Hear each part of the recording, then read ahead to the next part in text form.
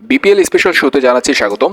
এর আগে বিপিএল এর দুইটা টিম নিয়ে কথা বলেছি, সম্ভব একটা একাদশে দিয়েছি আমি, ঢাকা ক্যাপিটালস এবং ফরচুন বরিশালের। তো আজকে যে টিমটা নিয়ে কথা বলবো সেই টিমটা হচ্ছে চিটাগাং কিংস। তো এই টিমটাকে নিয়ে যখন আমি অ্যানালিসিস করলাম বা এই টিমটার একটা সম্ভাব্য একাদশ তৈরি করলাম, এই একাদশ তৈরি করতে এতটা বেগ পোহাতে হয়েছে, এতটা কষ্ট পেয়েছি যেটা বলার বাইরে।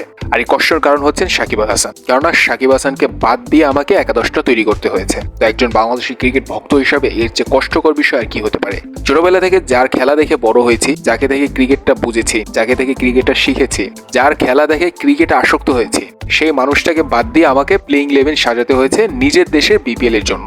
এর চেয়ে কষ্টকর বিষয় আর কিছু হতে পারে। তো আশা করি এই মানুষটার জীবনে যত সমস্যা চলছে সেগুলো খুব তাড়াতাড়ি শেষ হয়ে যাবে।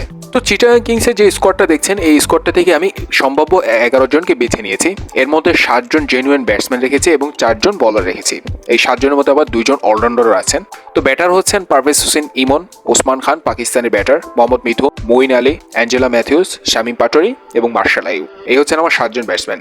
এর মধ্যে মঈন আলী এবং অ্যাঞ্জেলা ম্যাথিউস বল হাতে অবদান রাখতে পারে, ইজিলি এদের কাছ থেকে 2 থেকে 3 ওভার করে নিতে পারবে ক্যাপ্টেন। বলার হিসাবে আমি রেখেছি Shoriful Islam, Sri Lankan left arm fast bowler Binura Fernando, Alis Al Islam এবং খালেদ আহমেদ।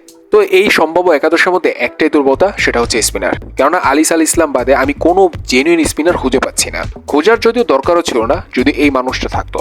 এই মানুষটা তো 10-11 জনের বরাবর। এই মানুষটা থাকলে কি আর চিন্তা থাকতো? তো এই মানুষটা নাই দেখেই তো এখন এত চিন্তা।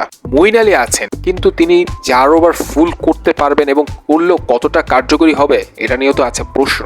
এছাড়া ব্যাটিং লাইন আপ বা ফাস্ট বোলিং লাইন আপটা দুর্দান্ত। তো এই হচ্ছে আমার সম্ভাব্য একাদশ।